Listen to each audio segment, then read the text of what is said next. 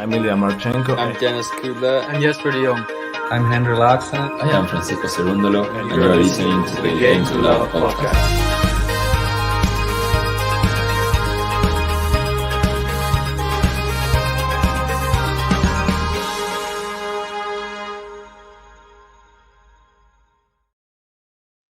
Hey, welcome back, tennis fans. Sorry for the delay. Had a bit of a rain delay, as has been the case the whole day. Welcome, all of you. And when I say all of you, I mean both of you that are currently with me live. Hopefully the numbers will climb as we go through the match, as KYRGIOS is holding his serve comfortably at the moment. It is 40-15. So it's a grass match, the king of grass, that obviously being KYRGIOS. And we'll see if he can get through BASILASHVILI, who can be a tricky opponent, but hopefully I'm gotta be honest, I'll be rooting for KYRGIOS throughout this match and also throughout this tournament, as KYRGIOS holds his serve and we are on serve at 3-2.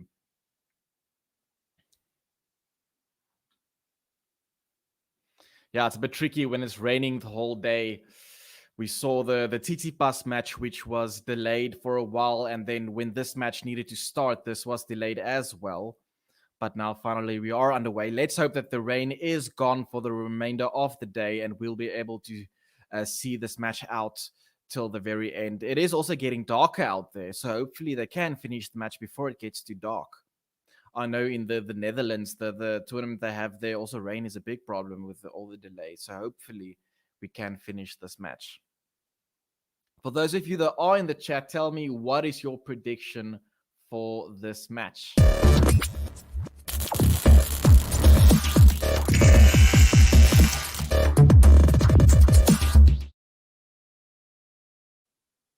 All right, as you see there, they are changing ends currently.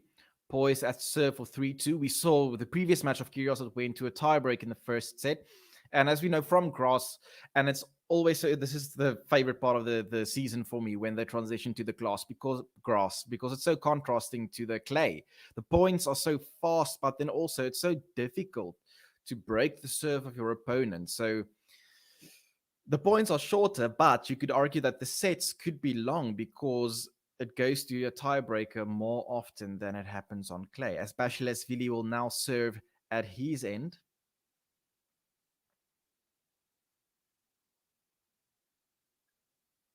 Just want to see if my stream is in sync. He serves a fault and he'll go for the second serve. Just want to make sure my stream is in sync, otherwise I'll have to refresh the page. That's a bit behind. I'm just going to refresh my stream quickly.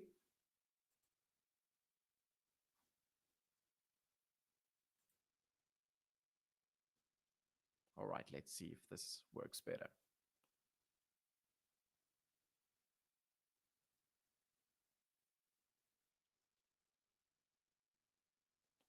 Right, BASILASHVILI serving in the net, second serve.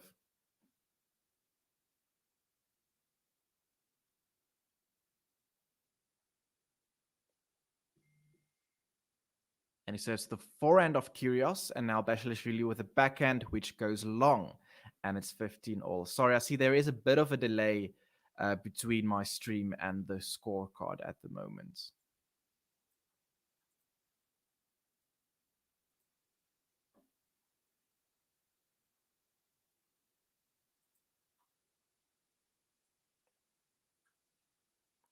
BASILASHVILI serving. Big serve to the forehand of KYRGIOS. KYRGIOS returns it, but it's short.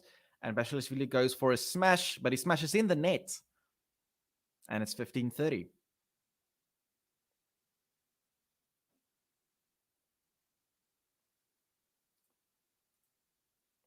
Hi, Liam. Nice to have you in the chat. Tell me, are you rooting for King KYRGIOS? He's got an interesting draw. So the winner of this match will play, I think is Andy Murray? No, sorry. Tsitsipas is playing Andy Murray in the next round. And the winner of this match is playing Fucsovics. So the winner of this match would have played Hurkacz, but Hurkacz lost against Fucsovics today. So the winner of this match will play Fucsovics in the quarterfinals. No, sorry, in the quarterfinals. And then the other quarterfinal is Tsitsipas against Andy Murray. So it will be quite interesting, that match, Tsitsipas versus Murray.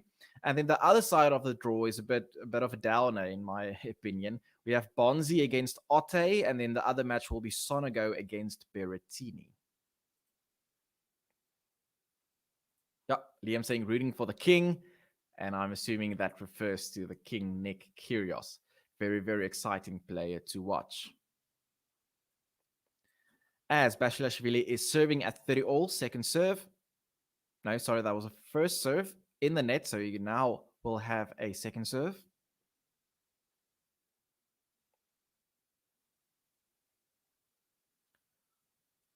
And it's in, and Nick Kyrgios now with a backhand slice, and now Basilashvili with a backhand now to the in the net of Basilashvili, and it's a breakpoint opportunity for Nick Kyrgios. As we know, on grass, a break is gold because, especially against Nick Kyrgios, I mean, you're not going to break his serve easily. So if Kyrgios is able to get this break, you can basically say it's set for Kyrgios. Let's see if he can convert this breakpoints opportunity. Basilashvili serving. Kyrgios is not able to get that serve back, and we're at deuce. There's a challenge.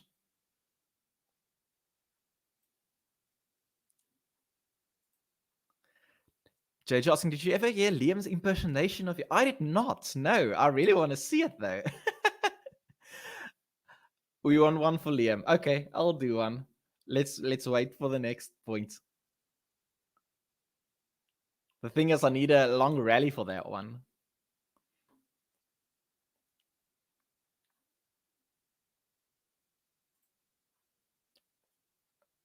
Okay, I'll wait for the next game.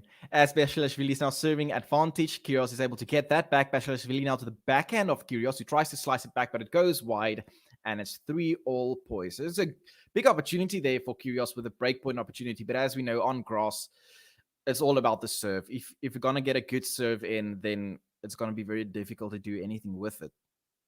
Especially, I'd say Stuttgart. I think Stuttgart and Halle is much faster than the grounds of Wimbledon.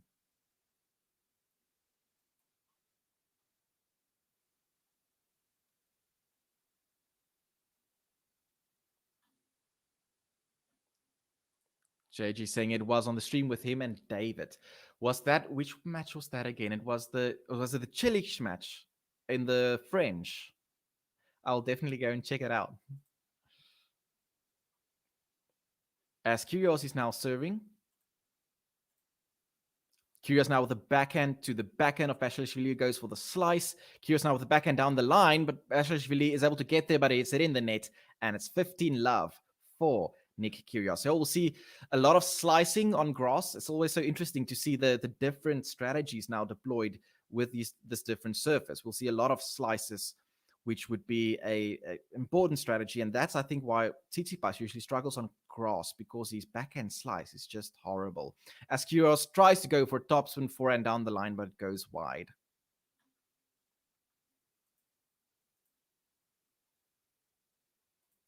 Hi, MJ. Nice to have you in the chat. You're saying you're actually working today. Hopefully your day is done so you can enjoy a bit of tennis. As Kyrgios is now serving here at 15-all in the net. And it's interesting to see that Kyrgios still has the same outfit that he started the year with. I literally think that was his outfit for the Australian Open, and he just kept the same outfit now throughout the whole year. As Basilashvili is not able to get that serve back, and it's 30-15. Yeah, Leah saying the Fed slice on grass is just poetry in motion, as they would say. Kyrgios serving at 30-15.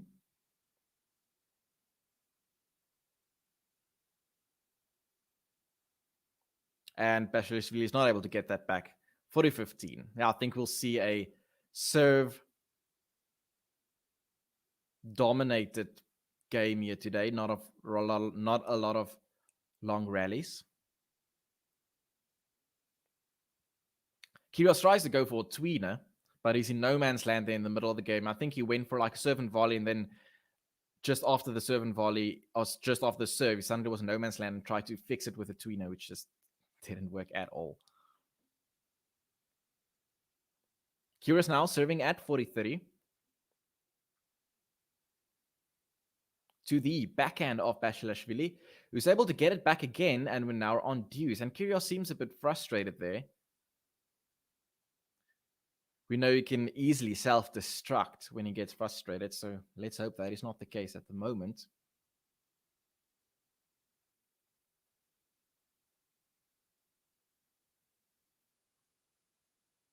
As he serves to the backhand, now he goes with a drop shot slice. Basilashvili is able to get there, but the return by Basilashvili goes long, and it's advantage for Kyrgios. Liam asking what's my favorite surface to watch and play. Now, the thing is, actually, in South Africa, it was very strange to me when I heard that clay is actually not only common in Europe, but actually more common than hard courts. Am I correct in saying that? And that was a big surprise to me because I haven't seen a clay court in my life in South Africa, and grass not at all as well. So I've only played on hard courts. So that's the only thing I can relate to. And it will be interesting for me, like, to see on which court would I be better on? Would it be grass or would it be clay? And I'm thinking I would probably be better on clay than grass. I think especially because with my single backhand, I really struggle with my, like when the opponent is returning the ball hard, then I struggle to get in place with my single backhand to get it back. And I think the speed on grass will be just too fast for me. But to watch, I mean, Wimbledon is just my favorite tournament to watch. And I think being a Federer fan, naturally that is going to be true always. But I like Wimbledon a lot. I think it's sad how the court speed of Wimbledon, like how it slowed down drastically throughout these past, like, let's say 20 years, but especially the past 5 years. I feel like it's getting so slow that your Australian Open is now a faster court than Wimbledon, which is a big pity. But at least you still get that grass court in the sense that you get your slices and the ball is still keeping low. So that's nice. But just the atmosphere and the history of Wimbledon is so nice to watch. And from my childhood times, it's always the best time as well because it's during the holidays. So then you can actually watch the whole tournament. So I would say grass is my favorite to watch. But that being said, these smaller tournaments, your Halle and like Stuttgart as example, when the courts are too fast, then it's almost like, okay, nothing is really happening because the points are then like too quick. But I would rather prefer, I guess, too quick than too slow, like a clay rally where it's just like rallying and waiting for someone to make an error. That's also not really exciting to watch. But tell me in the chat, what is your favorite surface to watch? Yeah, Leon saying in Spain and France, clay courts are more common than your hard courts, which is, to me, very interesting. Hey, G, nice to have you in the chat.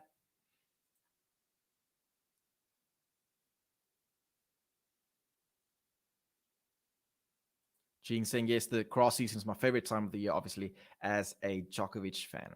Yeah, so then how do you feel, Gene, about Djokovic not playing any warm-up tournaments? I guess it's not really something to worry about because it's always like that, right? Like he never plays a warm-up tournament. And it's strange to me, like every year they say, ooh, Djokovic is not playing a warm-up tournament. He's going to be in trouble. And then I'm like, no, that's always the case. He never plays a warm-up tournament and he always wins Wimbledon. So I don't really know why people make such a big scene of it every year that he's not playing a warm-up tournament because clearly he doesn't need it.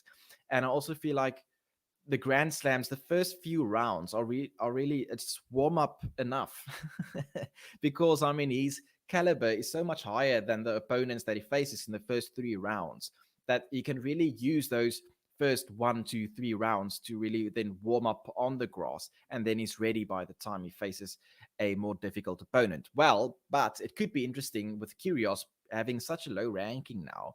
I think if Djokovic faces, let's say, a Kyrgios figure in round 1, I think that could mean trouble because then he's not used to the surface from the start, and then you're not gonna like get it in form or get some rhythm on this new surface in playing Kyrgios. So I think that could be a very interesting matchup. And okay, no, Federer is not gonna play because he's only returning later, but could also have been interesting if he gets like a Federer in round 3, which sounds ridiculous, but it can happen now with the ranking of Federer now plummeting. Gene Singer, Wimbledon favorite tournaments. It's just the history and everything. Sean saying grass looks the best. Tried playing on it. Very tough. I can think it's very tough. Like the movement, like your feet, you must be like so quick on your toes and everything. And I guess the ball will just come so quick towards you that you don't really know how to react. Like, for example, although I haven't played on grass myself yet, I know like from playing table tennis, when you play table tennis and the court is so quick, then it's like I play much better on a slower table tennis table than I do on a slower. I play much better on a slower table tennis table than a faster one. So I can assume with grass, it's the same feeling. Like it's just too fast for you to handle.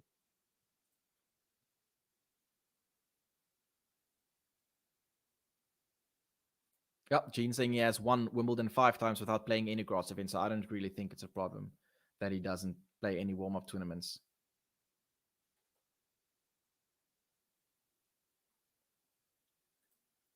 Gene saying Federer playing Basel, I think. Yeah, what's very interesting there is that Carlitos Alcaraz also confirmed that he's going to play Basel. As we are now on 4-all on serve, Kyrgios going to serve at 4-all. So yeah, Carlitos Alcaraz confirmed that he's going to play Basel, which means that we could have a Alcaraz and Federer matchup, which would be great to see. I mean, just because of like the big age difference, it would be 18 years old against 41. I mean, that's just insane. Now, I saw in the comments there on Twitter, Federer fans being like, oh no, that's terrible. I hope he doesn't face him. But I mean, I would like to see that. Like these past few months, I was like, when Carlitos was now becoming this big star, I was like, I just hope that I can see a Alcaraz Federer matchup. Now, yes, obviously Alcaraz would be a massive favorite. And yes, that could mean that Federer doesn't progress as far as he would have if he didn't face Alcaraz. But at this stage of Federer's career, if he returns, I'm just gonna enjoy watching him play. And if he loses, I'm not going to be down in the dumps. It's just gonna be nice to see him on court again, and just to see that matchup, regardless of the result, would be fascinating to watch. Liam saying, I believe Berrettini will have another stellar Wimbledon. Yeah, I think so as well. If you look at power rankings, I would say number one, Djokovic, and then number two is like a massive, massive difference. But number two would be Berrettini. I think Berrettini could have done very well in the clay court season as well, which is a pity that he was injured. Because if you look last year, he did very well on the clay. You would think that, okay, grass court specialist because of the big serve, but he does play very well on the clay as well. And he played against Djokovic last year and lost against Djokovic in the French Open.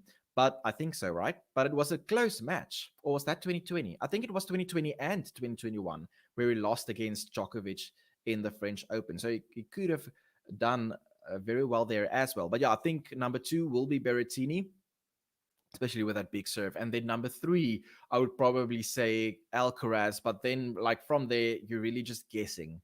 Because, I mean, Zverev is not going to play, right? And obviously the Russians are not going to play either. Tsitsipas, he just doesn't have a good record on glass. And it's because of that backhand slice just not working at all. So from there, it's really anyone's game, to be honest.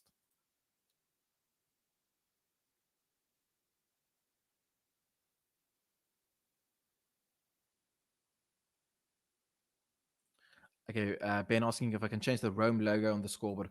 I'll try. I didn't see exactly which one it then should be. Let me check the options there.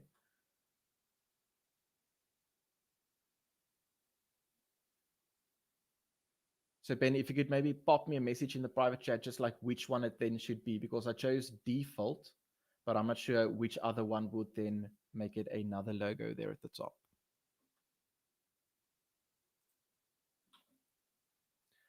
As Basilashvili is now serving to stay in the set, and Kyrgios is able to take that first point, it's love 15.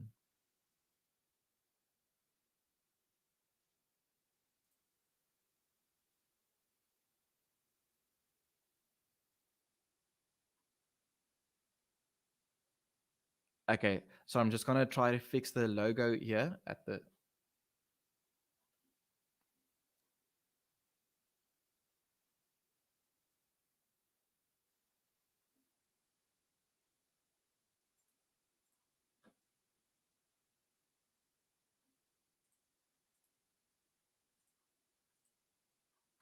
All right.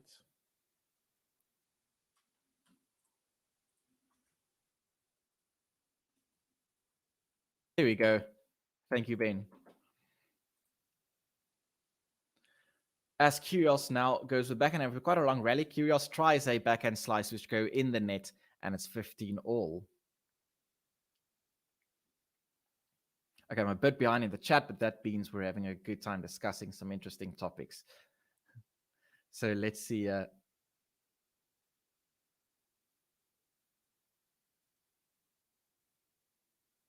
Sort of asking, who do I think will win the Boss Open? Yeah, so if we look at contenders, we have some big names here, right, for a 250. I mean, we've got Tsitsipas, we've got Murray, we've got King Kyrgios, we've got Berrettini. So if we look at the draw, so we'll have Tsitsipas versus Murray. I think Tsitsipas will take that match. Yes, Murray is great on grass, and he has obviously a very good record on grass, but I still think he's not the Murray from years ago. I mean, we saw he did well in Wimbledon last year where we beat Basilashvili in the first round, but then we saw Shapovalov just destroying him. So I think Tsitsipas will take that match. But tell me if you disagree in the chat. Do you think Andy Murray will take down Tsitsipas, or do you think Tsitsipas will go through? I think Tsitsipas will go through there, and I think that Kyrgios will go through this match, and then he'll beat Fucsovics as well. So then we'll have a Tsitsipas versus Kyrgios semi-final, and then the other semi-finals will then probably be Berrettini versus, and then it could be either Oscar Otte or Bonzi. So Berrettini will be in the final, right? And I think Berrettini will take it in the final. So there you have my answer. I think Berrettini will win the Boss Open. Tell me in the chat, what is your predictions for this tournament? As Kyrgios now tries stepping it up, but he returns it in the net and he smashes the racket in the ground, which is really not good for the grass. I mean, obviously it's also bad behavior-wise on a hard court, but for the grass, you're damaging the court. So that's not good to see.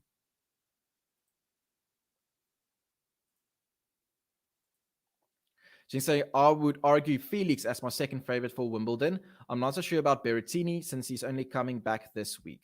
Yeah, so I guess we'll have a better prediction when we see how he does here. If he wins the Boss Open, and then he will probably, I assume, play Halle. He usually does.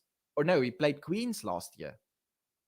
So yeah, whatever he decides to play, maybe you can tell me in the chat. I'm not sure what he's poised to play next. If it's Halle or is it Queens?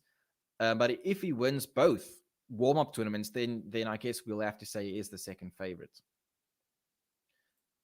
Sidan saying, if Rafa plays Wimbledon, where would you put him in your power rankings? Good question. So firstly, I highly doubt that he'll play. I really can't see him playing the tournament.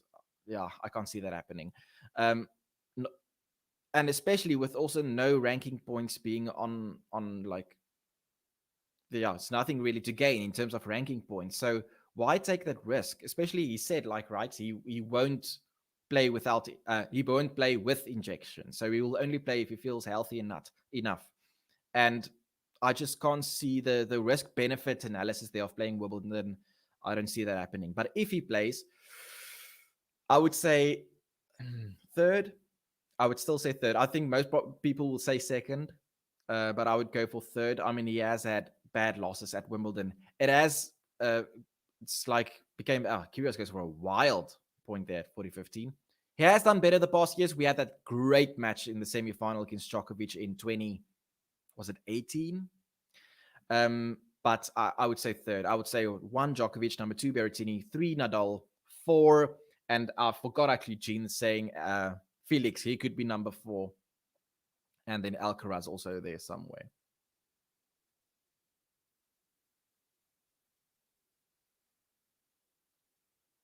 Gene saying, actually, no, Rafa is second favorite for Wimbledon if he plays. Yeah, I go for third, but I know that most people will say second favorite. And asking, Federer returning is just so he can play, right? I don't think he's expecting to return and win tournaments in the same year. Yeah, so from a Federer fan's perspective, I see we are 72 people in the chat. Hello, welcome everybody. Nice that you are joining me. Hit a like button on this video and subscribe to the channel if you are new. So when Federer returns, for me as a Federer fan, I'm just going to appreciate his style. And I just hope that he can play and enjoy playing. Winning would be a bonus, but and there's always this big difference between can you win and are you a favorite to win? Now, the question, can you win? The answer for Federer will always be yes. Obviously, he can win. He's not going to be the favorite. Let's be realistic. But can he win? Yes, he can. And I was actually thinking the other day, if he plays, so he's poised to return at Basel and the Lever Cup. But if he returns earlier, and I still hope he does, I really hope that he can return for in time for the US Open and then in preparation for the US Open Cincinnati. If Djokovic is not playing the US Open, then I really think he does stand a chance. And I know he won't be favored, but he will stand a chance because if you think about realistically, his only obstacle or his biggest obstacle the past 5 years on a Grand Slam level, which is not clay, is Djokovic.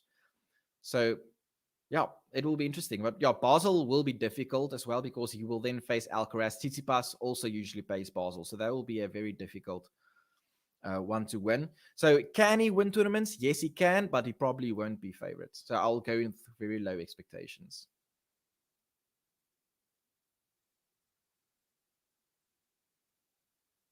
Liam saying if Zverev was fit, I'd say he's third favorite. Yeah, I agree with that. But yeah, unfortunately, it seems like he won't be playing in Wimbledon. As Basilashvili is now serving at 30 love, Kyrgios is not able to return that, and it's 40 love, and it seems like we're going to a tiebreak.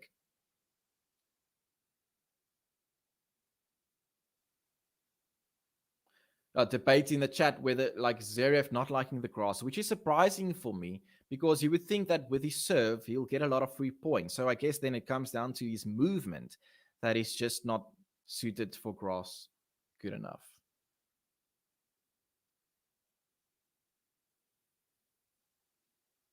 Gene saying Murray wins, he's playing great. So you predict that he will win against Tsitsipas. Well, yeah, either way it will be a great match to watch.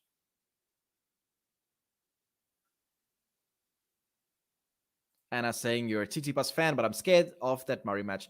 Not if it was on clay, but grass. Yeah, true. I think Tsitsipas on grass, that backhand slice is just such a big weakness. And I'm sure Murray, with his IQ, obviously a lot of tennis IQ with all his experience, he will try to exploit that as far as possible. Shoya saying Kyrgios would win the whole thing. Well, that will be like a very, very big achievement because, I mean, the draw is quite stacked against him because then he'll have to beat like the likes of Tsitsipas or Murray and then Berrettini as well. As Kyrgios goes for a tweener there. Gene saying Berrettini plays queens. Okay, so he won't be playing Halle, he will be playing queens. And he's the second seed for queens. So the first seed, will that then be? I'm not sure who then the first seed for queens be.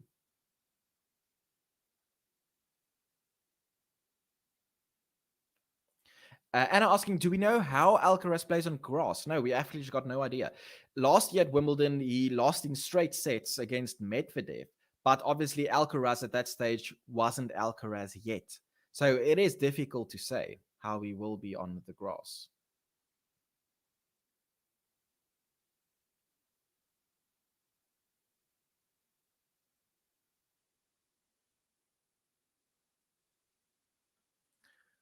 Sorov asking, do you think by the end of this year, Kyrgios will reach a higher rankings, maybe towards 20 to 30? I don't think so, unfortunately. And not because he can't. Obviously, he's talented enough to become number one if he really wants to. But I think he'll just not play enough tournaments to really reach that ranking. And also, the problem also with his low ranking in Grand Slams, he will face like your top guys in round 1 or 2 already. And then if he doesn't get that upset win, then it means that he won't get enough points in that tournament. So unfortunately, I don't see that happening.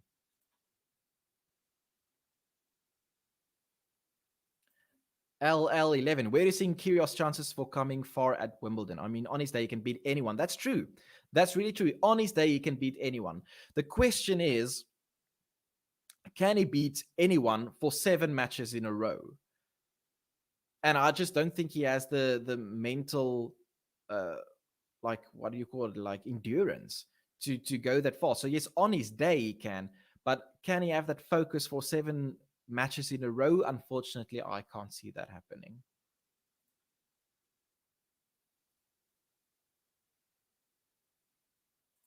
Also, Rude will be the top seed at Queens. That's strange. Yeah, do you agree with me in the chat? I think like rude, and not to be rude, I just think his ranking doesn't really portray how good he is really, and because I just think his ranking is too much reliant on his 250 tournaments, and I don't want to sound rude, excuse the pun, but yeah. So for me, it's a bit ridiculous that he will be the top seed for Queens.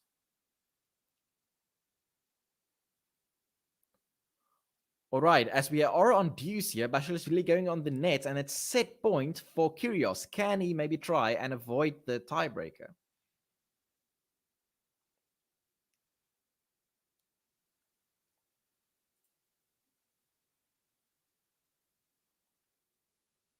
As Bashilashvili is serving now. And it's a fault second serve. KYRGIOS will now have a chance at a second serve to take this first set.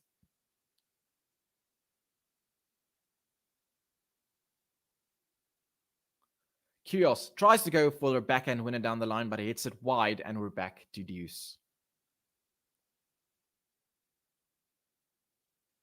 Gene saying, yeah, like 75% of Casper Ruud's points are from 250s. Yeah, so if you look at a Grand Slam, when he's going to face someone, I looked at the podcast of Gil Gross, and he talked about like his record against the top players, and it's really, really bad. So it just goes to show, like, yeah, unfortunately, he doesn't have the game. He's got a ceiling. And that's also why, like, I was actually from a neutral point of view, I thought Cilic had a better chance against Nadal in the final than Ruud had. Obviously, Ruud by average is much more solid, and by average, he's going to do better. But against Nadal, it's going to be about that X factor. Like, Ruud has a ceiling, and that ceiling will never be good enough. While Cilic, even though he could have a lower average and lower like solidness, he has this God mode in him, which could unleash, and that could make for an interesting matchup.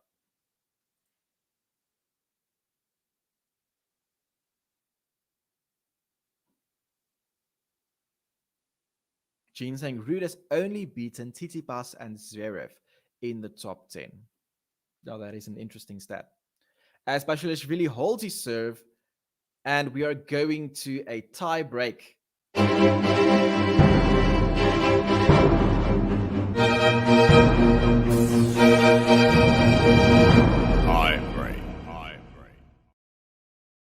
So let's see what happens here. Tell me in the chat, what is your prediction for this tiebreak?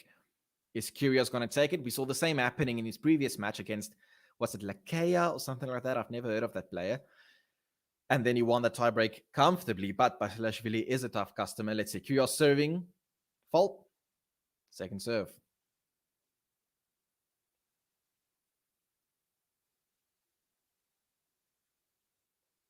It's a big second serve. Bashilashvili is able to return that, and now KYRGIOS is arguing with the umpire whether that was in or not. He's saying that there's no chance that I was in. KYRGIOS is telling the umpire. He's going for a challenge. And it did touch the line. It did touch the line. And now KYRGIOS is saying that's impossible. It could not have touched the line.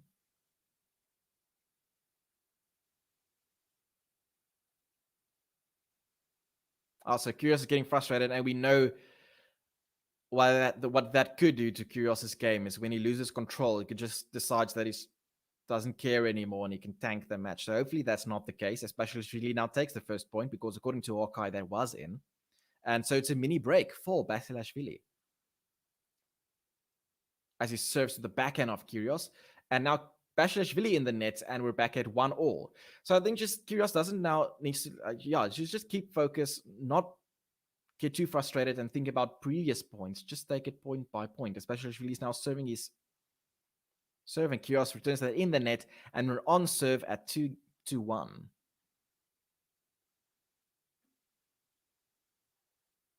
Patrick saying KYRGIOS will win this 7-4.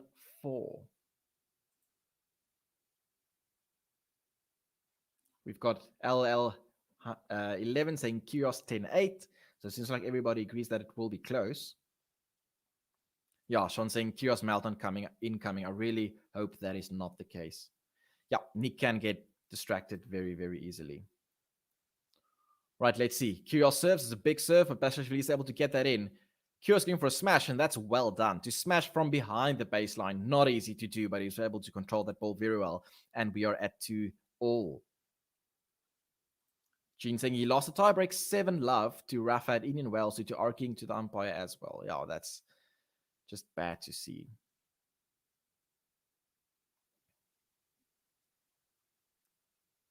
All right, let's see. KYRGIOS serving at 2-all, and it's an ace. Big serve there by KYRGIOS down the tee, and it's 3-2.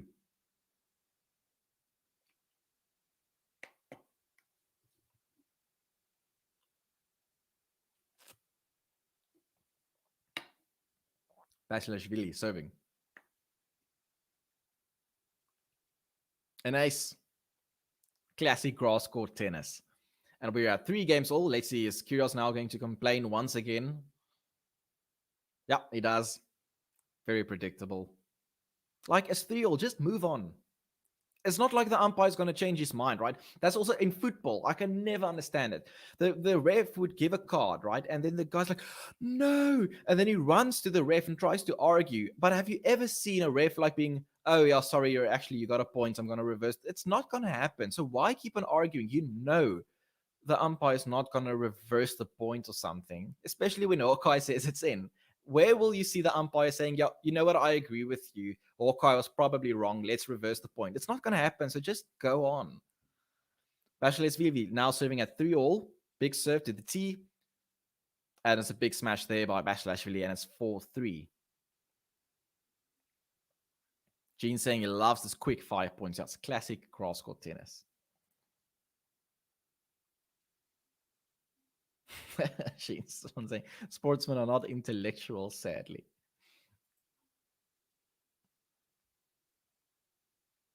And it keeps on uttering words there on the side. KYRGIOS not happy. He serves at 3-4 to the tee, and now KYRGIOS hits it long, and he keeps on just complaining and complaining about the first point. And if it's gonna keep like complaining about that point, which is now already gone like 5 minutes ago, then this can't end well. Yeah, disappointing to see. Second serve. Net.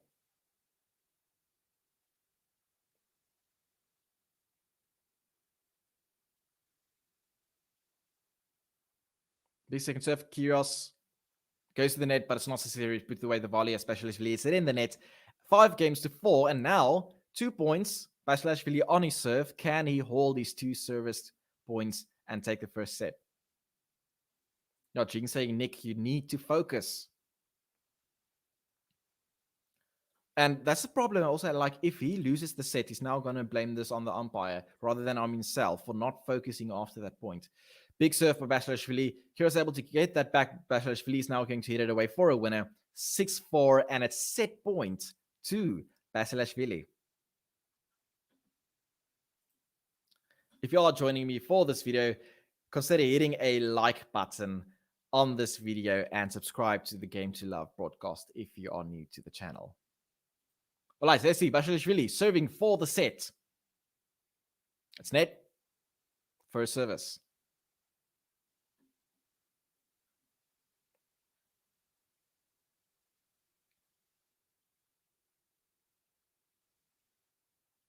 Big serve there.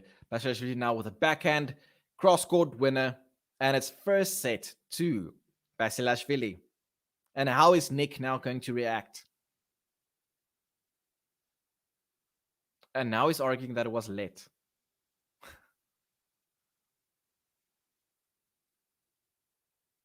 Let's see, he's shouting.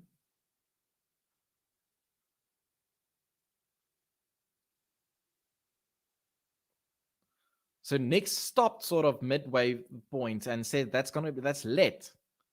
And now he smashes his water bottle in the ground.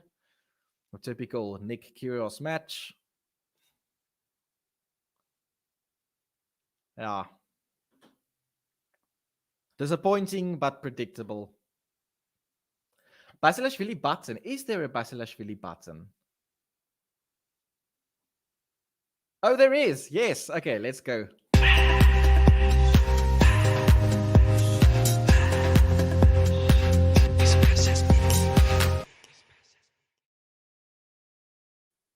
All right. That's very short. Yeah, Kunio was saying this is insane. So it will be disappointing now if Nick just decides, okay, well, this match is over. I would just like him to see, like, reset his mind. But is he now going to complain about these things, like, for another 30 minutes? Or is he going to reset his mind and focus now on the new sets? Well, with KYRGIOS, you never know. He's probably now going to complain about this for the next 30 minutes.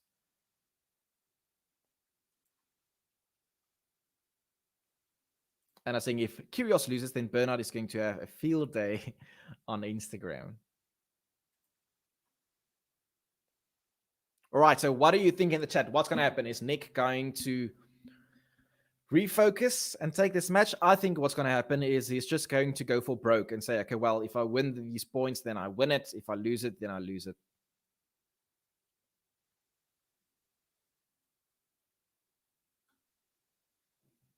BASILASHVILI serving first in this second set.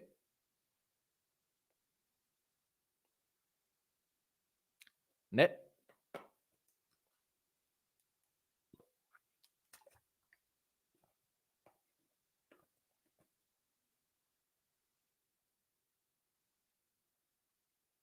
Fault, second serve. Jing saying that KYRGIOS takes the second set in a tiebreak. All right, let's see. BASILASHVILI now with a second serve to the backhand of KYRGIOS. Good return there. KYRGIOS now with a forehand to the forehand of BASILASHVILI. BASILASHVILI hits it in the net, and it's love 15.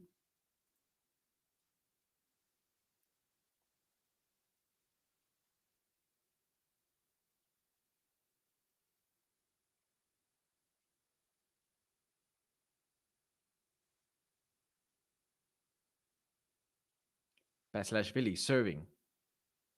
Fault.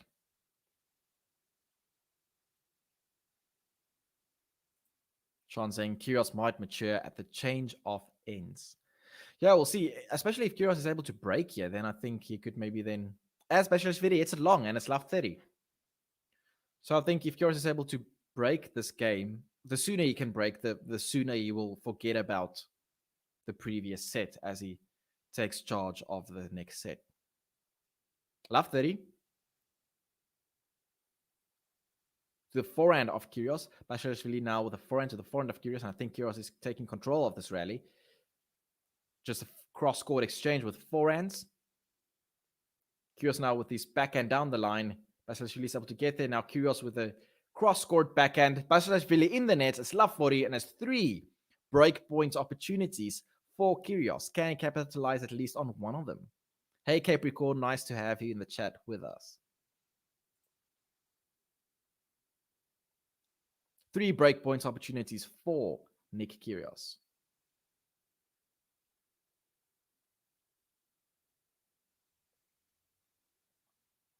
BASILASHVILI serving. Fault. Second serve. Is Nick KYRGIOS now going to step in?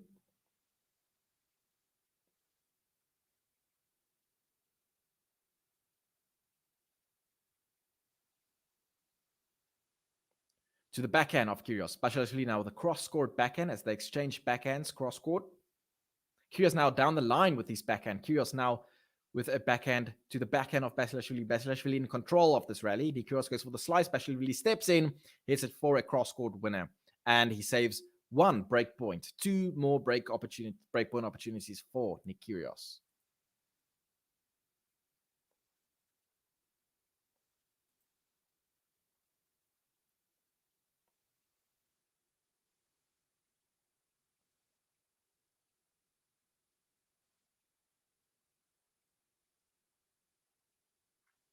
BASILASHVILI serves. Fault. Second serve.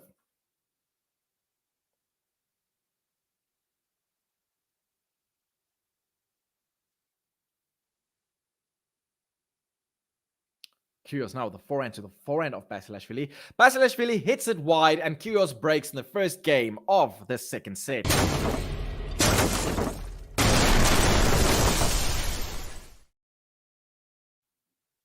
And that's, I think, exactly what was needed for Kyrgios now to forget about those drama in the tiebreak. Can he now capitalize on this and just take it now as it goes? Because I mean, that's not what we want to see. We don't want to see him self-destruct, regardless of who you're supporting. You want to see a good match, and hopefully, this means now that Kyrgios can then now refocus and take the second set, and maybe then force it to a decider. When I step out on the court getting furious, all the people come to see me cause they're curious. You'll be eating up these aces, I'm victorious. Don't be questioning my mind, it's King Kyrgios. It's King Kyrgios. It's King Kyrgios. It's King Kyrgios. All right, and as Kyrgios is now serving, Capricorn saying, is this a battle between the most two unstable players on the tour? Yeah, it's an interesting question, and I guess it also depends on what you mean by like unstable. If you talk about people that choke, then you'll have to put Zverev in there. But as it goes for people that maybe like they just lose focus and tank, then you'll have to put Chapeau in there as well, I guess. Gene asking, Haman, what are your thoughts on the ATP Tour announcing that Madrid and Rome becoming 2-week events from next year onwards? Oh, I haven't seen that. What I did see is Shanghai actually announced, I think today, that they are going to become like a 12-day tournament, so which then also, I guess, is 2 weeks. They got permission for that, which means then that more players will play those tournaments. But I didn't hear about Madrid and Rome becoming 2 weeks events from next year. So tell me then, Gene, like how would that impact the schedule then? Because I mean the clay court schedule is already jam packed. So I assume if Rome is going to be 2 weeks, how will that like is the French Open then going to start like directly after Rome? I can't imagine that being the case. Marie, thank you very much for joining, and consider hitting a like button to this video if you are enjoying this coverage. As Kyrgios is now serving, and it's not returned by Basilashvili as 30-all.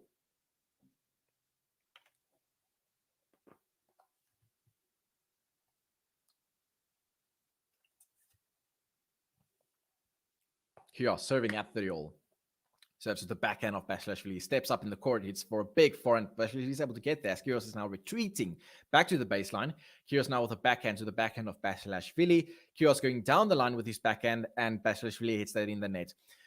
Kyrgios's backhand is an interesting talking point because a lot of people would look at his backhand and say that's a weak backhand, and it looks weak. But I think it's underrated, actually. Tell me what you think in the chat, because it may not look fantastic, but I think it's quite efficient, actually. It just like redirects the ball. And I think on grass, that actually works quite well. So it's not like power releasing as is like the case with Thiem or Wawrinka, but I think he's able to redirect the ball quite well with his backhand. Gene saying, yes, it will. Lion and some other 250s will be doing the second week of Rome for the players that lost early. Ah, okay. That is interesting.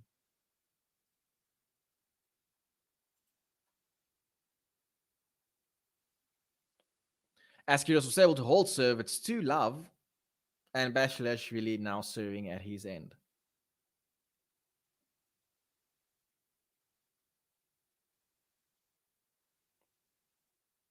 Kyrgios steps in as he returns with his backhand. Kyrgios now tries to go for a forehand down the line, but it goes long. 15-love.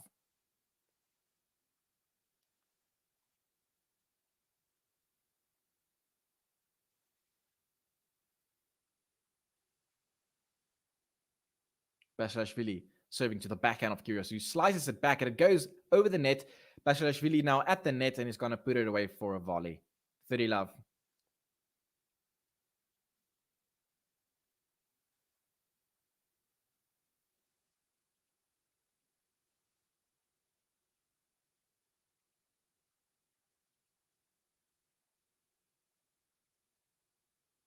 Kyrgios uttering to himself, I'm not sure what he's saying. Basilashvili now serving at 30-love, but it's a fault, second serve.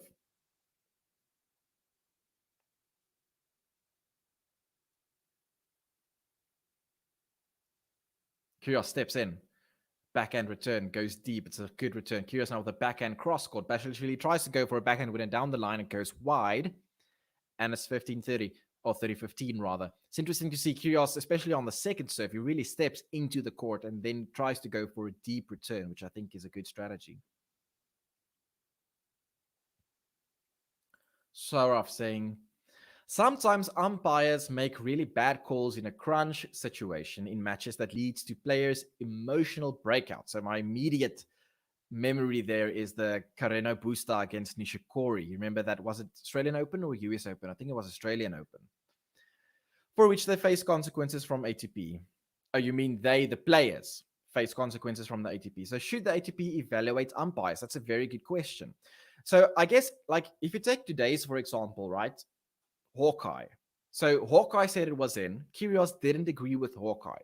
Now, in that case, the umpire is 100% correct in allowing Hawkeye to make the call, even if the umpire thinks it was out as well. The umpire cannot go and say, okay, well, as far as I know, as far as they can't override the Hawkeye call. So in that case, the umpire was completely correct. Now, umpires, whether they should be evaluated afterwards, I think it's a difficult one because your immediate thought would be, yes, they have to be held responsible. But you also don't want to police them so hard that they feel like they can't make calls on court because they are scared of consequences. So they also should have the backing of, like you can make your call during the match. And if they have this thinking of they could be punished afterwards for making a bad call, then they could be easily like intimidated by players on court, which you also don't want. So it is a difficult one, but tell me what you think in the chat. Gene saying related to Kyrgios' backhand. Yes, I would consider his backhand as a weapon because he hits it very flat. Yeah, that's true. Very, very flat, which is really effective for grass. Yeah, I agree. Gene saying, I've always seen his forehand as a weakness because he catches it late sometimes, especially the past few years. I feel like what happened with his forehand the past few years is exactly what happened to Jack Sock. And it makes sense because their forehand is very similar. It has a lot of topspin and it's a lot of wrist. It's almost like squash where they just like flick it with the wrist. And the problem with that is you have to then time it perfectly. If you're going for a flick of the wrist instead of like a Federer, which is exactly the opposite, where like goes for a gliding arm motion. So when you flick it with a wrist and you mistime it, then very, very easily what can happen is you're just floating it like in the opposite court without any power. So then it's just like this float back and float back. And I think that's what happened to Jack Sock. And I'm scared that this is what's also the past year, what's happening to Nick Kyrgios.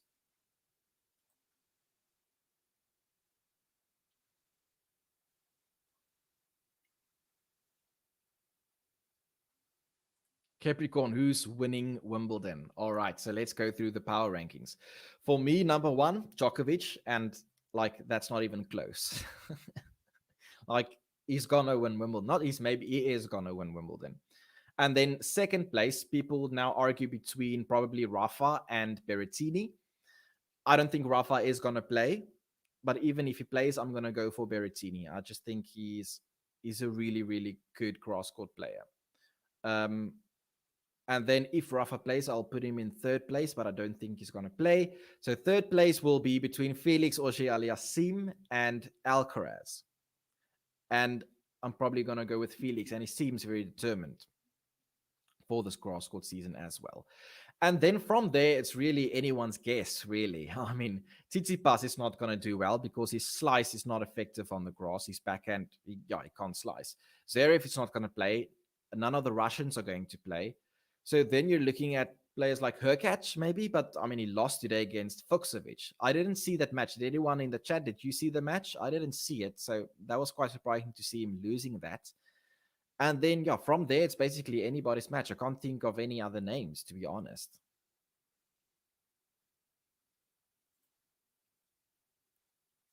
Gene Singer, both Sock and Kyrgios use the Western grip on the forehand. Yeah, which is really good for topspin. But then you have to time it perfectly.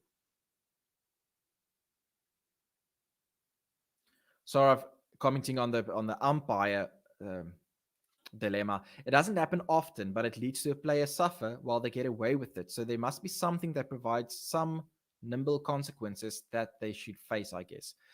Yeah, so I agree. Like when they do something ridiculous and it leads to, or it influences the outcome of the match to a large extent, then there should be some, like, accountability.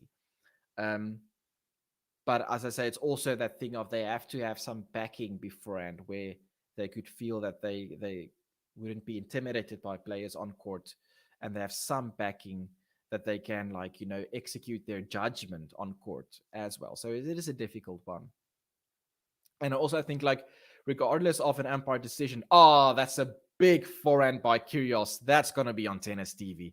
Massive forehand there by KYRGIOS. And he just hit it with a wrist like a squash court player. Very similar to hit a similar shot. Oh, that's so flat. And even KYRGIOS is surprised by a shot there. Very similar shot like he hit against Wawrinka a few years ago.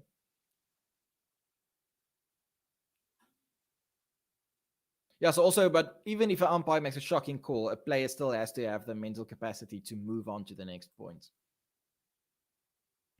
Musetti, Sean says, has a flicky forehand as well, and that holds his game back.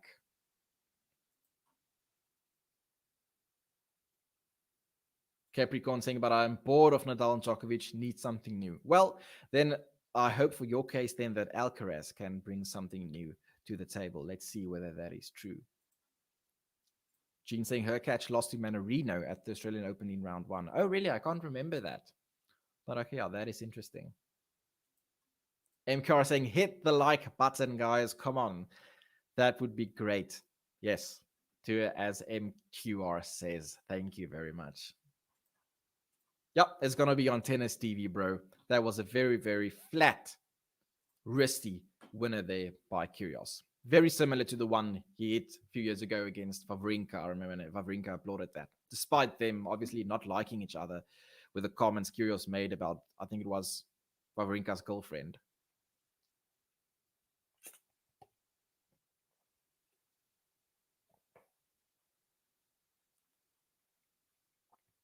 Sports Fanatic saying, I'm not confident in Alcaraz on grass, especially since he isn't playing a warm-up. Yeah, he said he has an elbow injury, so he's only going to start playing in Wimbledon.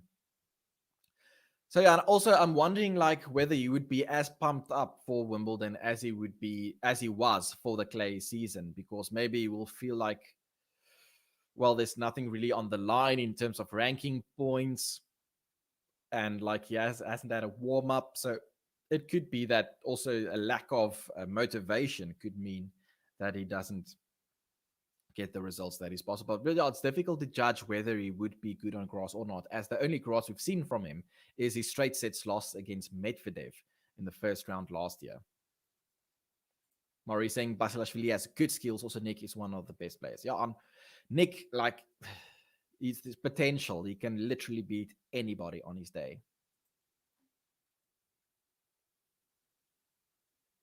Gene saying, not to be rude, but Hurkacz's Wimbledon run was a bit of a fluke, everyone, putting too much stock on him, bagling Federer.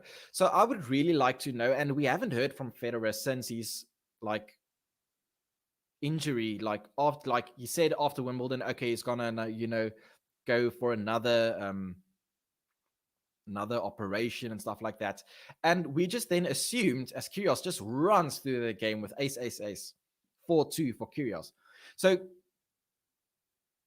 Federer, he said after Wimbledon, like, he's going for the operation, and now people just assume that, okay, this must mean that given the bagel he got, that he must have had this niggle while playing.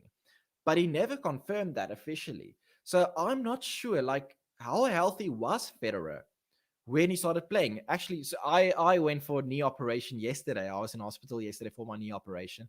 And as I was lying there was somebody else lying next to me, and I was thinking, like, imagine Federer was there next to me and I could chat to him. And what questions would I ask him? And then I actually thought I would like to ask him, did he have that knee struggle? Like, when did that start again? Was it actually from the beginning when he started in Qatar and the French Open? Was the knee, like, then already, like, not really that well? Or did something happen like during Wimbledon or during the Hurkacz match that his knee suddenly became a problem again? I don't know. Because that will also, I think, influence how I assess his performance during that time, because he didn't look good in Qatar. He won against Evans in round 1 and then lost against Basilashvili in the next round. French Open, he looked okay. Like he didn't lose against anyone, but I mean, it wasn't like great. And then Wimbledon, he did look shaky throughout the whole tournament. So was it because of his knee, or is it just his talent now decreasing with age? Because if it's simply due to the knee, then it's good news if then he could then maybe like suddenly win tournaments again if he comes back. I don't know. Sort of asking, what do you feel about how the drafts in a major tournament influence the chances of a player making it big? Oh, the draws, I assume you mean. Regardless of the fact that if you are not the top 3. Sorry, I just need to read this again. What do you feel about how the draws in a major tournament influences the chances of a player making it big? Regardless of the fact if you're not the top 3. Now, so I guess what you're asking is like, what effect does the draw have on your chances of going far if you are just like, a typical, like, let's say 25th ranked? And it's always frustrating for me when I see the draws, and then you have like in one match you have quali versus quali, and then in another match you have like let's say Murray versus Chapo, and then like, or even like a high versus high seed. You can have like not high versus high seed in the first round, but you can have like a Fuchsovich versus Chapo, but then you have quali versus quali as well. So then it's like odd, because but obviously then they do it like that because you can't just have number 1 against number 120 and then number 2 against 119 or whatever, because then you will not have any exciting matches in the first round. So I can understand that from an organizer's point of view. But yeah, I think that the draw can have a major effect. And what also is interesting for me always is when you have an up and coming player, you're going to have a low ranking initially, right? So the only way you can get up in the rankings is by causing an upset in one of the early rounds in the Grand Slam, because you're going to face these top players in your early rounds. And actually yesterday I thought about how sorry I feel for Jan-Lennard Struff, because I really think he's much better than his ranking suggests. And I think what happens with him every time is he faces a very, very good player early on in the first round, and he's just not able to get past that first round, and therefore not able to increase his ranking because he loses first rounds. And he loses the first rounds because he's playing top people in his first round. So you need to get those upsets in your first rounds to be able to increase your ranking. Sean saying injuries have held Hamann and Federer back this year. Yeah, so I saw Federer getting a knee operation, and then it's like, okay, I'll do it as well. Seems like it's the cool thing to do. I mean, you're not a Federer fan if you don't get a knee operation as well in supporting him, right? Connor saying, new viewer, bro, loving the chat. Interesting question. All right, so, welcome, Connor, to Game to Love. Please consider subscribing for more content coming your way. So, interesting question. I'm a Murray fan. Is my head controlling me here? With the players missing at Wimbledon, can he go deep on grass and the crowds behind him? So, this is one of those classic cases of can versus is it probable. So, possible versus probable, all right? And possible, the answer is yes. With any of these, like with Federer, Djokovic, Nadal, and then Murray being a previous Big Four player, possible, the answer will always be yes, regardless of their form, regardless of their injuries. The possibility will always be yes. But then the next very different question is probability. And unfortunately, I think no. I think what happens with Murray this past year, I think what he's achieved this past year is amazing, given like his injury that he's dealing with and his like physical limitations. But I've always felt like when he wins this one match, people get ahead of themselves, unfortunately. We saw it like with him beating Basilashvili at Wimbledon. Suddenly there were talks like, oh, he's back. And then he keeps on losing like second round matches. I feel like we've seen it so many times this past year. He wins his first round match, and then people say he's back. and then he loses the second round match. So unfortunately, yeah, I don't think it's probable. I don't think he's going to get far in Wimbledon. Capricorn saying Hubie, her catch is a great server, good volleyer, but other than that, he can't grind on the court and he can't produce finishing ground strokes. I agree with that. Yeah, Gene saying Struff keeps facing Djokovic in round 1.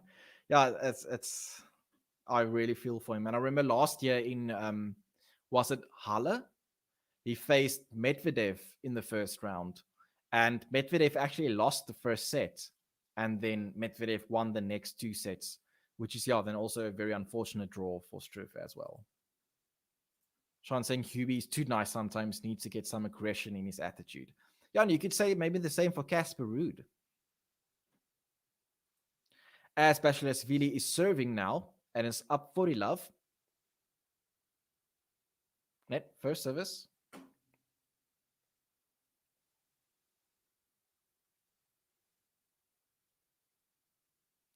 And Nix returns that in the net. And it's 5-4. KYRGIOS will be serving for the second set.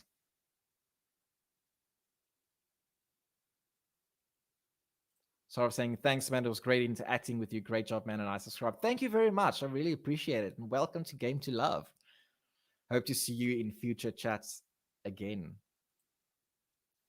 Connor saying, thanks for the answer. I agree with you. It gives you hope. And also, as you say, his limitations just stop him from playing games back to back and in majors possible 5-setters. Yeah, I think so. And yeah, I really feel for Murray fans because I can think that's exactly what happens. He wins that one match and then he gives you hope of he's back. And then unfortunately, it's just not the case then afterwards. Capricorn saying, speaking of forehands, Coco practically did not have one in the Roland Garros final. It was embarrassing to watch. So that was a very one-sided final, let's put it that way. And I have to say, I think she had a very, very favorable draw getting there. She was seeded 18th, and she didn't face any seed higher than that up until the final. So, yeah, I think it was just a complete mismatch in the final. Gene saying, Struff beat Medvedev in Halle, but lost to him in 4 sets at Wimbledon. Oh, okay, I can't remember that either.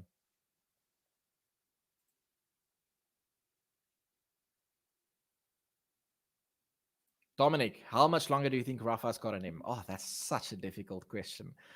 I really don't know. So, yeah, I really don't know what to make of this foot thing because I don't understand it at all. Because on the one side, it's like this injury that he currently has, but then there's also this narrative of he's had this injury since 2005.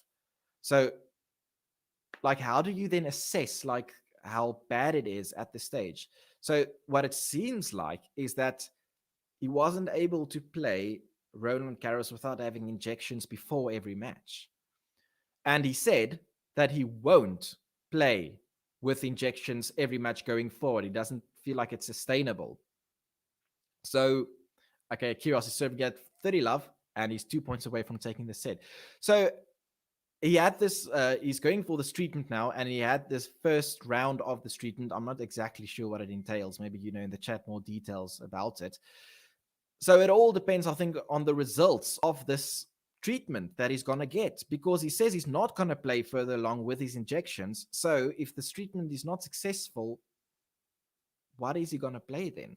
So I really think we have to reassess in a few months' time. But as it stands now, it's really, really difficult to say. But tell me in the chat, what do you think? As KYRGIOS now has 3 set points. Oh, and it's a beautiful half volley there by KYRGIOS. And he takes the second set, 6-4.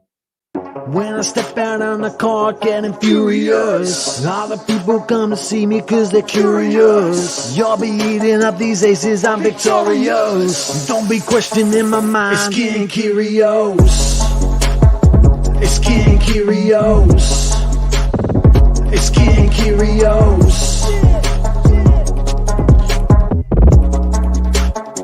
It's King KYRGIOS. All right, and we are at one set apiece, and it seems like luckily that the meltdown that Kyrgios had in after the first set tiebreak is something in the past, and it won't affect him for the remainder of the match. So that's good to see from a neutral point of view that we have a good competitive match on hand, and he didn't tank the match. Okay, now with the question of how many years Rafa has left, I want to get back to that question. I just want to see in the chat here. Sean saying, I think Navratilova could still make a run. Would be interesting. Okay, so it's radio ablation therapy. Yeah, so I've got no idea what that is. Imko saying, I love these songs. Yeah, that's the artwork of Ben, one of the founders of Game to Love, if you're new. Ben and JG, founders of Game to Love podcast. King Adjust, welcome back. What's up, Haman? Nice to see you and everyone. I'm late. I was playing tennis. At least I'm in time for a full third set. So tell me, how did it go with the tennis? On which type of court did you play, and how did you play a match, and how did it go?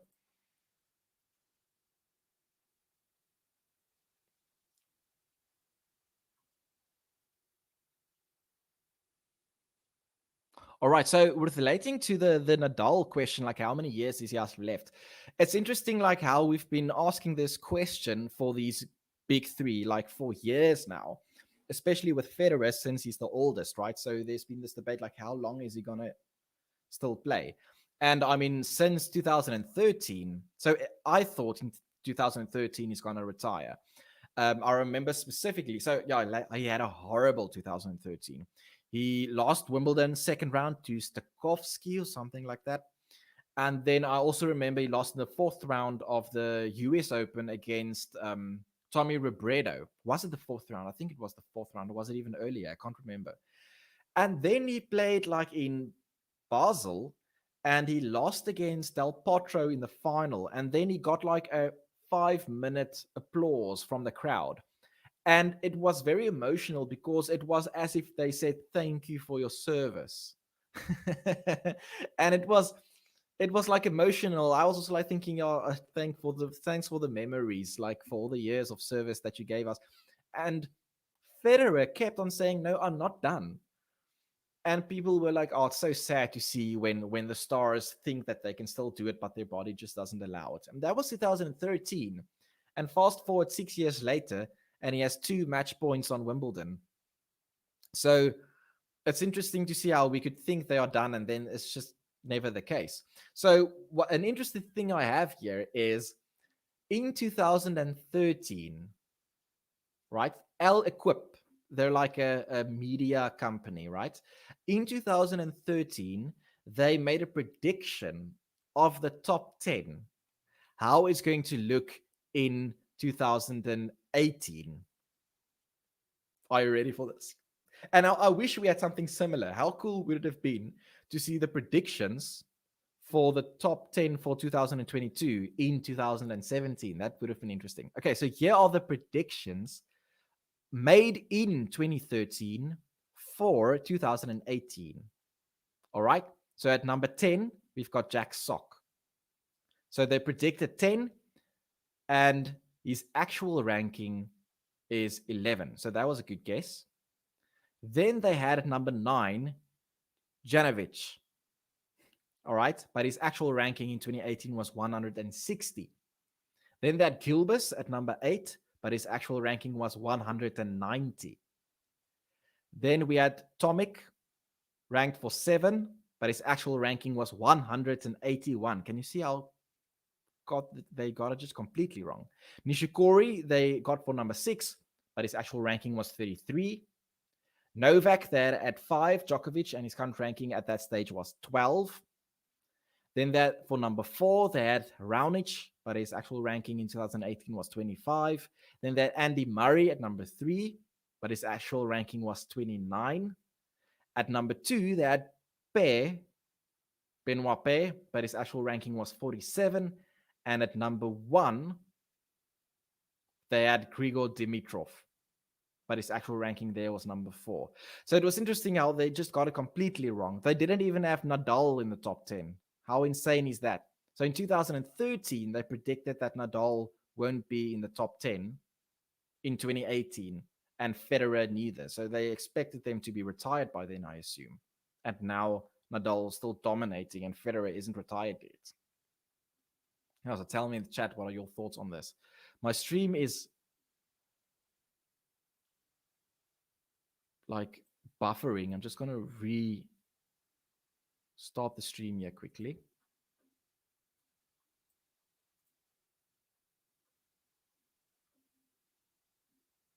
All right, let's see. What do you think in the chat?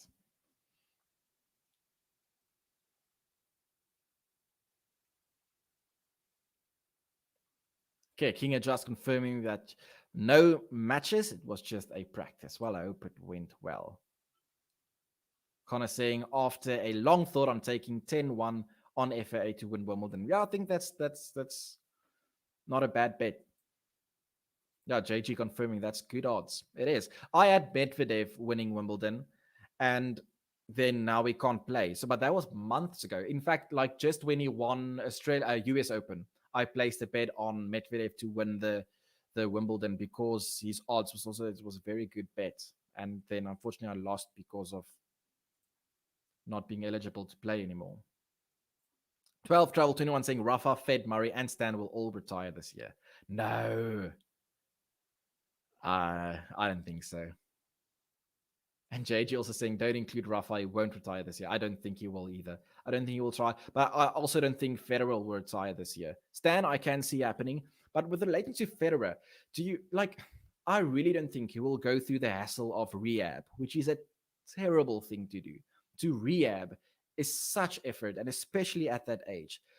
I don't think he will go through that effort of rehab just to play another 2 tournaments to say goodbye. I don't think so. I think when you go through that hassle of rehab, you are doing it because you want to get back on the tour and play for at least, I think, another 12 months.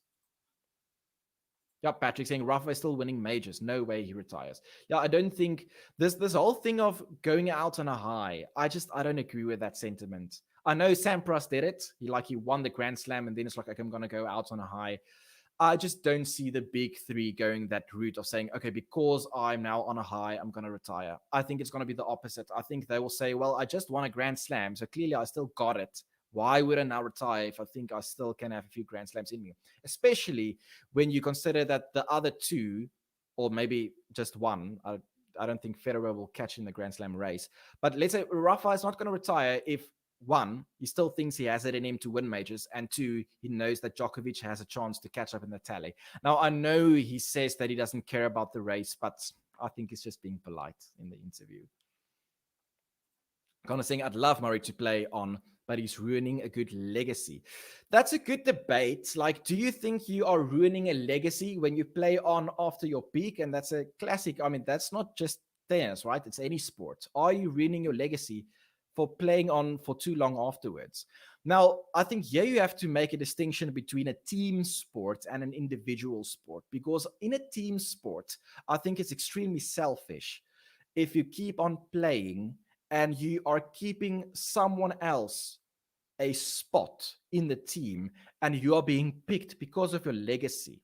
So, and there are a lot of examples of this. If you think players that kept on playing after their prime, and you could argue like Sachin Tendulkar. I don't know if you watch tennis, cricket, but he was past his prime, but he kept on playing for so long afterwards. And you're not going to drop him. He's just the legend he is. You're going to keep on picking him for the team. But as soon as it's an individual sport, you don't owe no one anything. Like, yes, you could argue he's taking up a spot by taking wild cards, but it's the organizers that choose to give it to him. He's not like entitled to it. So when it comes to individual sports, I say they can play as long as they want. And then also, does it really hurt their legacy? Like, the question is, if these players retire, do you remember their last few years when they weren't as good any longer, or do you remember them for their prime years? And like, if you now ask me, like Sampras, I know like his last 2 years, he wasn't very good. but you didn't remember him for those last 2 years. You remember him for his prime. So I don't know if I agree with that statement that you hurt your legacy if you play on for too long. But tell me in the chat, what do you think? 12 Travel 21, JG, I hope not, but from what I've heard, his radiotherapy is unlikely to be fully successful. Okay, I didn't hear that, but I did hear that it's important in the sense that if it's not successful, then it could mean trouble, as he stated that he's not willing to play with injections throughout every match. But I didn't hear that it's unlikely to be successful.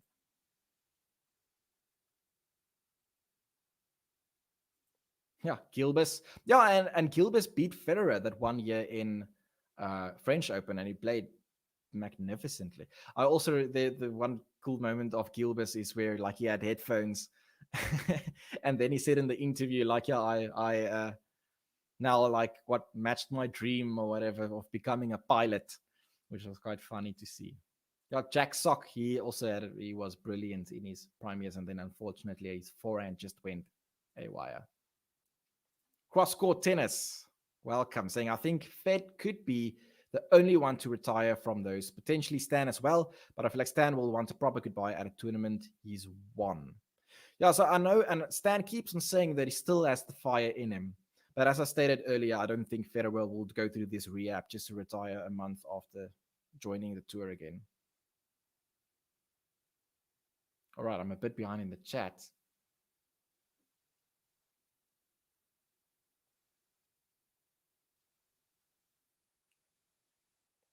Yeah, they predicted Bear at number 2 in 2013 and Dimitrov at number 1.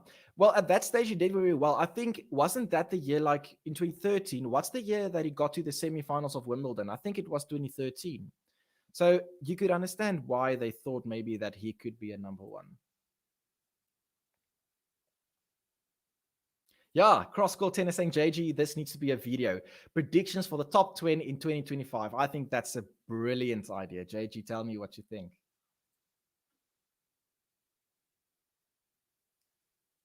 Yeah, JG saying, good idea. I think that's an excellent idea. How cool will it see? Because we have our videos, or JG and Ben, they do this video where they predict the top 10 for the end of the year. But it'll also be fascinating to see, like, to watch a video in 2025 and see what they predicted in 2022 for 2025. That would be very, very interesting, because where do you place people like Rune and these really, really young people? And also you have to take into account your predictions of like who's going to retire before that date. So that will be very, very interesting. And like people like Nakashima and so forth.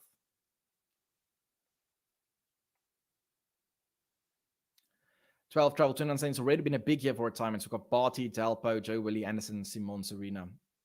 Yeah, it's true. And I think like if you are, and Kevin Anderson, you said Anderson there, yeah. So I think, yeah, what we can expect to see soon, like, yeah, tell me in the chat, who do you think is going to retire this year also? Ivo Karlovic, is he effectively retired? Is he officially retired, Karlovic, or is he still playing? Sean saying, I think Fed will retire next year, have a victory lap of the tour. Yeah, I think if I had to predict when is he going to retire, I would say the end of next year. King just saying, agreed, Aman. I think Medvedev would have a chance at winning Wimbledon if it wasn't for the Russian player ban. I also think so. I really think like he has a better chance at Wimbledon than what the betting sites gave him. What they like suggested with their odds. Gene saying, why would he retire? He's still competitive at the highest level. I assume, yeah, sorry, I'm a bit behind in the chat, so I'm a bit unsure, like, these chats here you're referring to. 12 Traveling Haman, you said Roger won't go through all this rehab surgery just to retire, but that's what Dalpo essentially did. That's true. I can't argue with that. I can't. Have I played professional tennis? No, I've played very, very amateur tennis. Like very, very amateur. I'm very bad. But I love playing. So I had a knee operation yesterday. So I haven't played now for a year. But hopefully if I do my rehab like I should, and it's really not fun, especially because, so I'm doing rehab exercises now, like these past few days. But now the knee, it's got a lot of water because of the inflammation. So when you do the exercises, you can actually like hear the water move. So I can't do rehab without having headphones on just to play music so that I can't hear the gross sounds that the knee makes when I do rehab. So hopefully if I do my rehab as I should, then I can be back on court within 8 weeks, they said. Crosscourt saying, I don't think he's ruining his legacy whatsoever. He's doing everyone in Scotland and the UK proud, playing tennis and winning matches after everything he's done. Yeah, I agree with that. And I think just then the expectations of the fans should be in line with that sentiment. Like, it's great to see you play. If you win, that's great. But otherwise, we're just happy to see you back on court. What would Rafa do after retirement? Good question. Would he consider coaching? Those extreme Rafa fans, do you know, like, would he consider coaching? Has he commented on that before? Like, whether he'd be interested in coaching?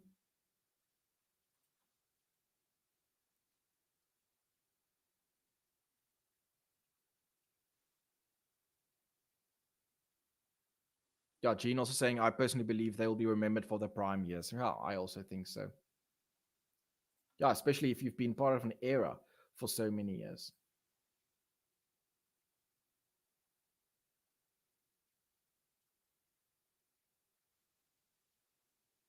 Oh, that's interesting. King are just saying that Jack Stott got injured in a snowboard accident, which is what made him fall in the rankings. I didn't know that, so that's very interesting.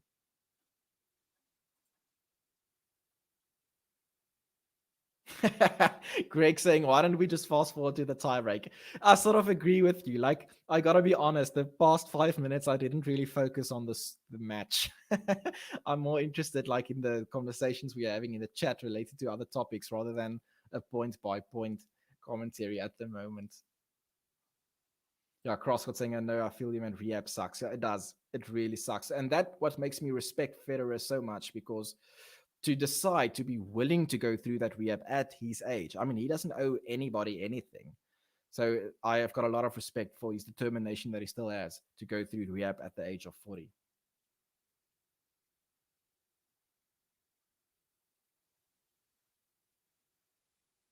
King are just saying that Rafa will cruise in his yacht when he retires and look back at his success, which is probably an amazing feeling. Yeah, so it'll be interesting to see, like, these players, what they do after retirement. I don't think Federer, for example, I don't think he will go into coaching, because I think a big factor into why he's retiring would be that he wants to spend time with his family, the big family that he has. So therefore, it wouldn't make sense to retire and then just go into coaching, which would then require him to tour around the world. That wouldn't make any sense. I don't think he's going to go into coaching. But as for Rafa, I haven't heard him say anything related to whether he'd be interested in coaching in the future.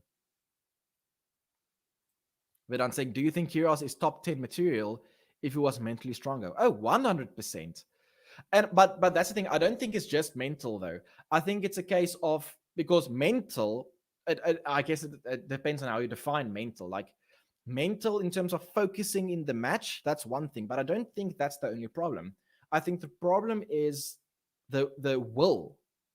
And will, not necessarily in the match itself, but long-term will of not really willing to put in what is required to be in the top 10 or top 5. So I think if he practiced at all, that would help. And, like, you know, he had a coach and stuff. But from the beginning, he was like, listen, I don't want to become a coach. I don't want to have a coach. Don't have this dream of becoming, you know, the next big three. So, and you can't blame him for that. Every player can decide for themselves what they want to achieve. And I know he has got a lot of hate for not achieving his potential. But I mean, at the end of the day, he can decide, like, how he wants to approach his career. I mean, if he can get a career by playing nonchalantly and still make a good salary, I mean, that's his choice, I guess. But in terms of potential, I don't think anybody disagrees with the fact that he has the potential to become, well, number one. To be honest, like, if he, like, practiced as much as the other players do, and he gets a coach and he gets serious, then he could become number one. But that's not going to happen because he just doesn't have the will to become that type of player.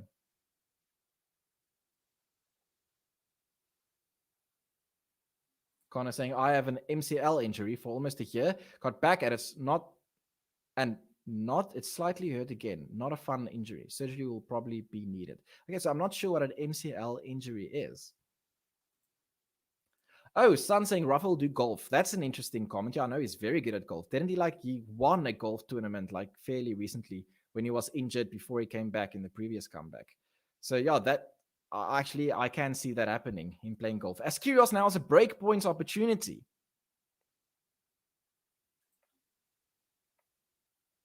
Travel saying Roger has too many business interests outside of tennis to accommodate coaching. Yeah, true.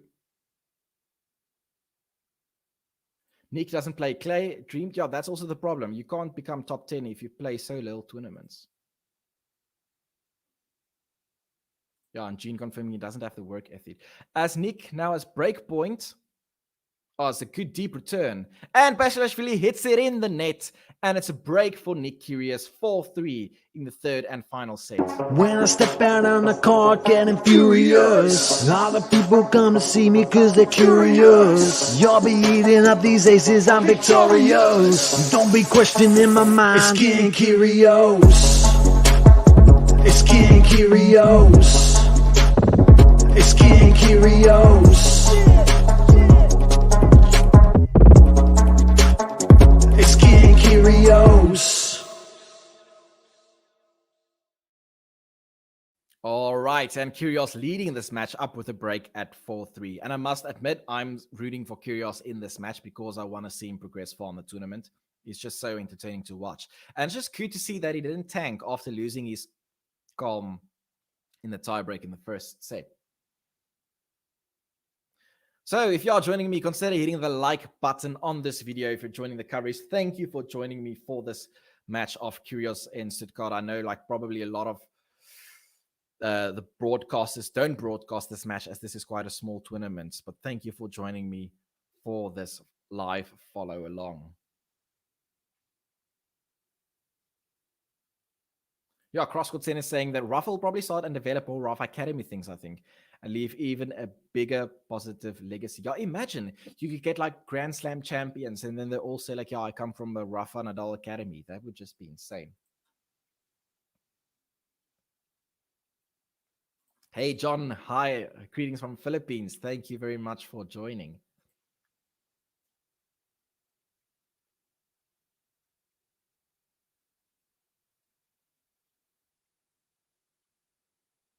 As KYRGIOS is now serving and he steps onto the court and hits the backhand winner, and it's 15-love.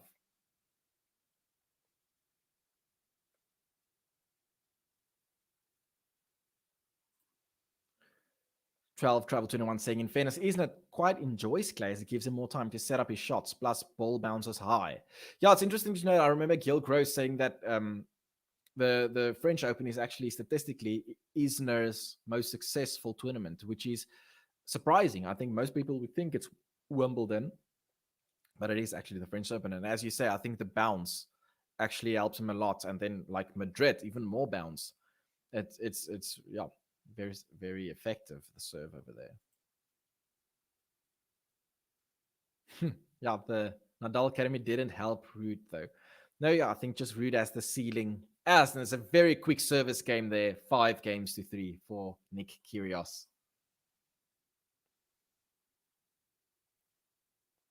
Yeah, 12/11/21 mentioning that Nick has promised his girlfriend to take to Paris next year. I actually thought that he was referring to this year. So Nick played that warm-up tournament. Was it in Boston or what tournament did he play? He played a clay warm-up tournament this year.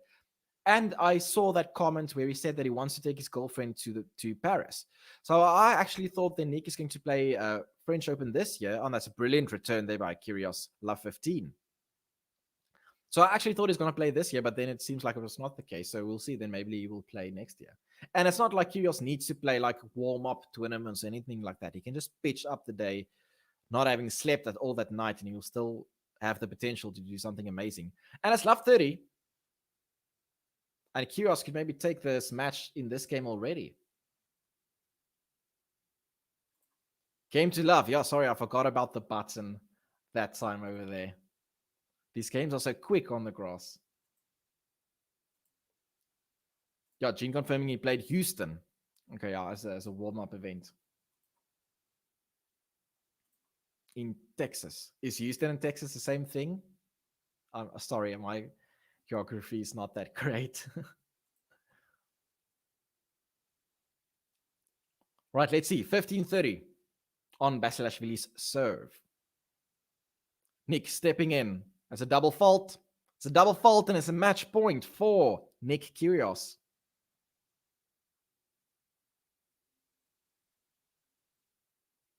$15.40, match point. Second serve. Match point.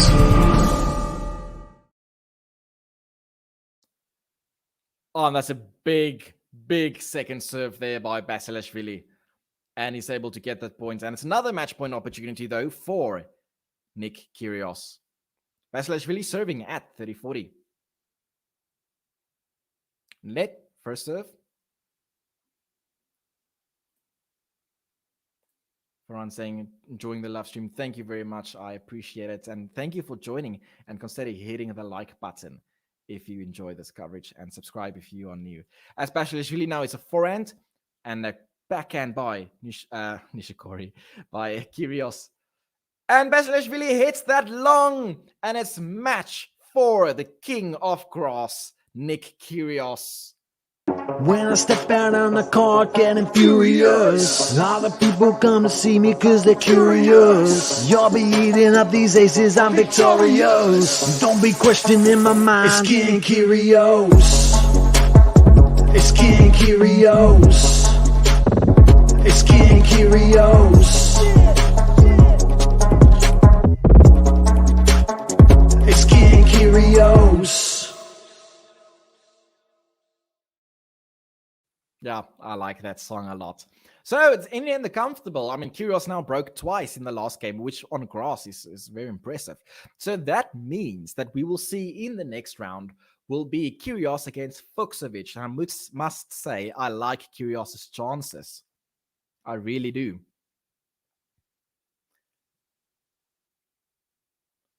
Yeah, King just saying the king of grass. Cross-court tennis saying, congrats, Nick. Scary part of the draw for Andy, potentially. Most definitely. Most definitely.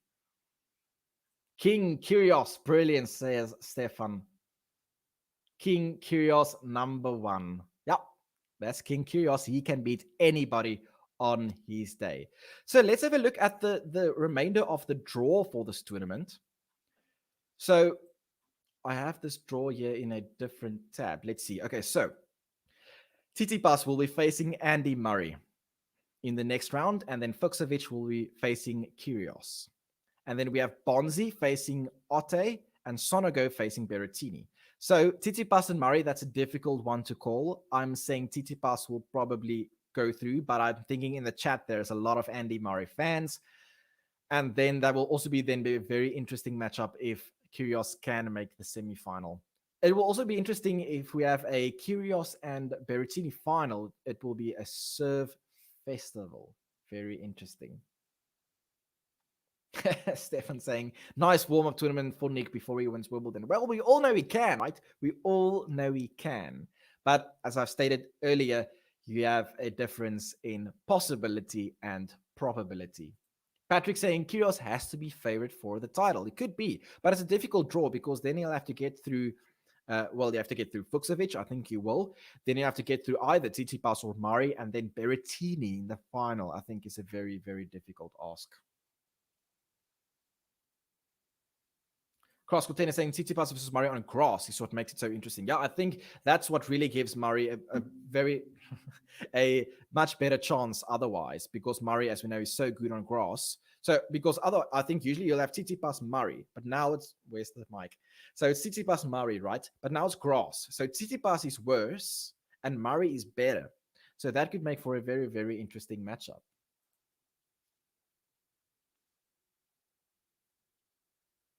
Oh yeah, Russo saying Tsitsipas is a Wimbledon champion. That's true, right? He's a junior Wimbledon champion, as far as I can remember.